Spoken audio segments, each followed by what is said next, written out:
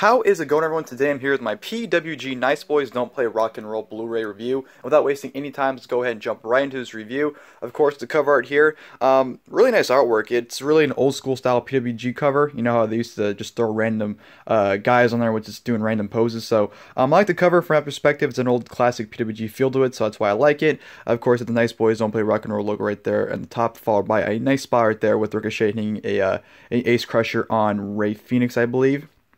Of course, got Matt Sydal, the Young Bucks, Ricochet, PENTA, L0M, and of course, FENIX on the cover. Of course, that was the main event. So, nice artwork on the cover here. And of course, as always, Pros and Gorillas, Nice Boys Don't Play Rock and Roll, March 18th, 2017, in Zack, California. So, nice cover. I like it. Old school PWG feel like I said.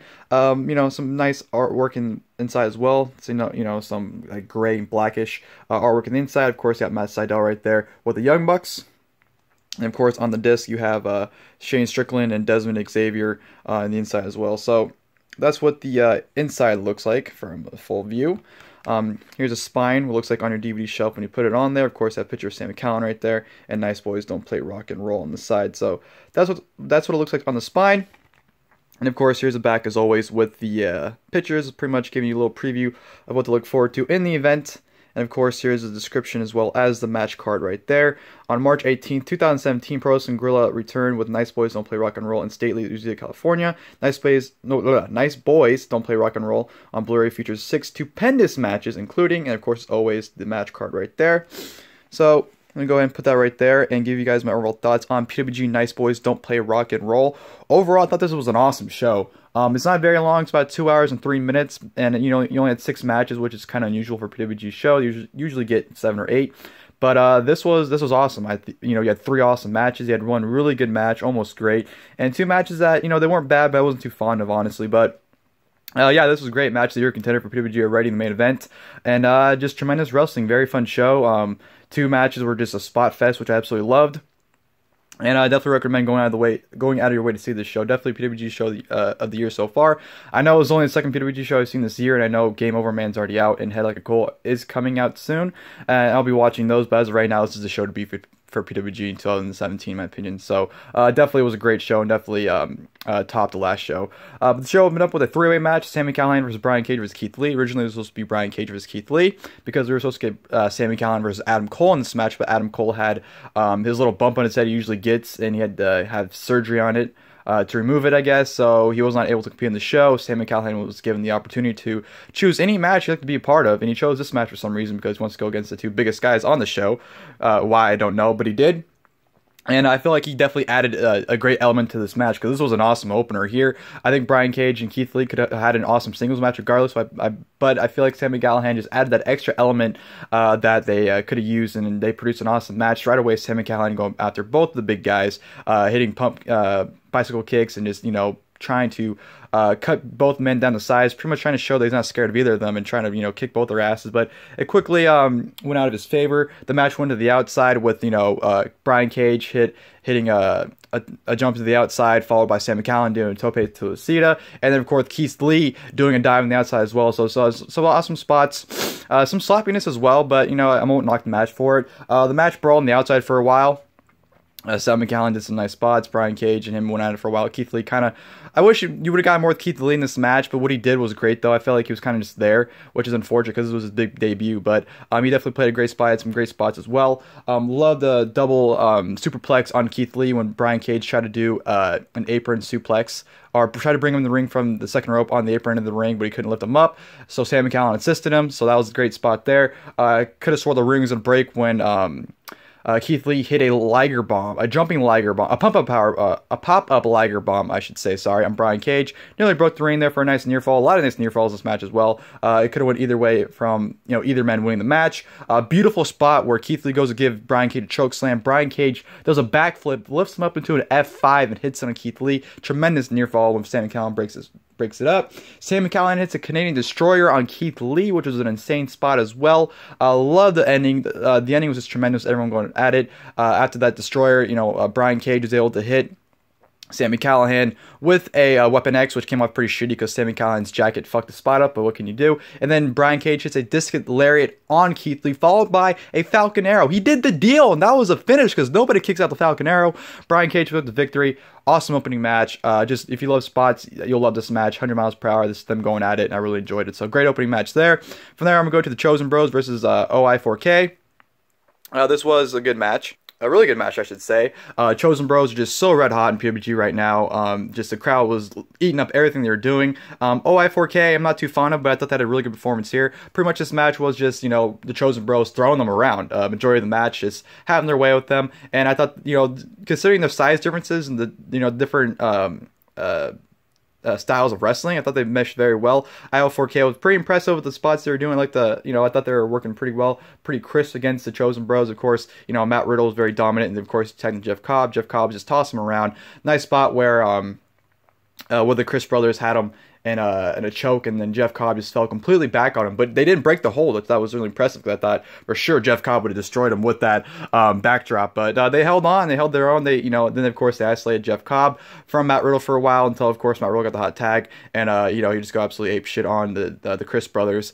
But this was awesome. Loved the ending too with Jeff Cobb throwing with the Crist brothers in a what's it called? This is gonna bother me. A lawn dart. Sorry, I lost train of thought what it was called for a second. Lawn dart into a GTS, or to bro to sleep, I should say, for Matt Riddle. And of course, Jeff Cobb had toured the islands with Matt Riddle locking in the bro mission for the submission victory. So this was a really fun match. I thought that, like I said, the clashes of styles meshed very well. I thought Chosen Bros, just everything they're doing was great, and OI4K were very impressive as well, I thought. So a really fun tag team match there. Trevor Lee versus Lio Rush.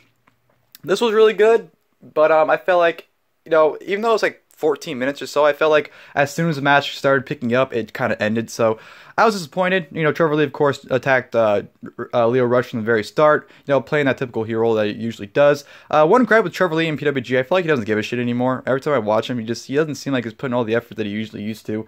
I don't know if it's just the fact that he's in TNA and he looks at PWG as like a lower thing, but I don't know. Every time I watch Trevor Lee now, I just feel like he doesn't really give it at all. Lio Rush was tremendous underdog in this match, as he usually plays. It's tremendous selling. Pretty much the majority of this match is just Trevor Lee just destroying Lio Rush, throwing him around, nearly destroying him with a throw into the corner, which just nearly annihilated Lio Rush. Lio Rush had a nice comeback, hit a standing Spanish fly, which came out beautifully, until Trevor Lee hit his spinning crossbody, of course, on him. And a nice ending. Trevor Lee hits Godless Gift. Lio Rush kicks out. Lio Rush gets the upper hand. Hits a frog splash, which Trevor Lee puts his knees up. Goes for the inside cradle, but somehow Lio Rush is able to counter the inside cradle with his own inside cradle for the 1-2-3. So Lio Rush gets a surprise victory. Really good match, but I feel like, you know, right when it started heating up, it came to a halt. So that was my only gripe with that match, but I really enjoyed that still. From there, I'm going to Shane Strickland versus Dezmond Xavier. I wasn't a fan of this match at all. I understand what they're trying to do, but I feel like it just did not exceed its purpose. They're pretty much trying to recreate a spot fest, and you know, I love myself some spot fest, but this is the kind of spot fest where it's just like the spots they were doing didn't make any sense, and it didn't come off crisp. A lot of what they were doing was kind of fucked up in a way, and just wasn't a strong showing that I was really hoping for from these two, because I've heard a lot about these two, but I've never really seen anything of them. And this match definitely disappointed in my opinion. Just was not digging it. Just, I don't know. It wasn't as fun as a match. I mean, they did some good spots and did some nice maneuvers, but I don't know. I feel like at the end of the day, all they're doing was pointless flips. And again, I don't want to sound like a hypocrite, because I love myself some, you know, flips and, you know, some crazy spots, but I feel like it just was not done right here. I feel like it just was not connecting. So, you know, it was a good match. If you like spots, you'll like this. They did a lot of necessary spots, and, you know, they had some nice combinations and counters, but for the most part, it's just, you know, you're just watching and you're just wondering why they're doing what they're doing. So, I don't know. I wasn't a fan of this. But Shane Strickland got the win after countering a reverse Rana for the victory. So, good match, but just, it wasn't clicking for me. From there, we go to the Best Friends versus LDRS. This was an awesome match here. Right from the get-go, it's just an all-out Pure 6 brawl. Everyone is going at it, you know, trying to fight each other in the crowd. Of course, they fought, throwing some chairs at each other. This should have been like an OGQ match or something like that, but they were really just brawling and just, you know, really having a hot finish, or a hot start, I should say, until, of course, the match got back in the ring. Sabre and Scurll would once again take control. Well, wouldn't once again, but they would take control of the match for the first time. Love the in stereo syncing between Scurll and Sabre. I feel like a lot of what they were doing was like perfectly in sync, and of course, best friends being the underdog babyface team going against the top heels. I thought the story of the match mixed very well, and definitely the finish set up two the main events for the next 2 shows as well. So. Great match here, great storytelling for both teams. Psychology is very, very well. Of course, Scurll and Sabre were just very, very dominant. Especially Zack Sabre Jr. He was very dominant against Trent here because, majority of the match it was Zack Sabre Jr. and Trent and Marty Scurll and Chuck Taylor, which I didn't have a problem with, but it was really well done for the most part. Basically, you had, Sabre and Scurll isolate Trent for the most part, in various different maneuvers. Like, Zack Sabre Jr. just absolutely annihilated him with the penalty kick, and, like, I forgot what combination did, but he just annihilated Trent with like 4 different moves in a row until, of course, Trent. I always say that when I'm talking about Chuck Taylor and Trent. I always call him Chuck for some reason, but Trent was able to hit a dude buster out of nowhere on Zack Sabre Jr. Tags in the hot tag. Chucky T gets in there. Sabre tags out the Scurll. They go out for a while. Nice little spot where Scurll goes for the the finger snap, but Chuck actually countered it into a soulful, which I thought was a great counter right there. Lots of near falls in this match, a lot of great drama. The crowd was red hot into it. Love the double submissions that Sabre and Scurll would lock in simultaneously. Tremendous counter, which Chuck Taylor was going for the awful waffle, but who countered it? It was Zack Sabre Jr. countering the awful waffle into a triangle choke, and of course, Trent was locked in the crossface chicken wing, and Chuck Taylor picked up Trent, picked up Zack Sabre Jr., powerbombed him onto Trent to break up the submission, so Trent would tap out. Just great drama, great brawl as well, and it was one of those great babyface versus heel tag team dynamics here, and definitely played out. Loved the ending too. Of course, Chuck Taylor and Marty Scurll would brawl to the point where they actually go to the back. So the match was led to Zack Sabre Jr. and Trent.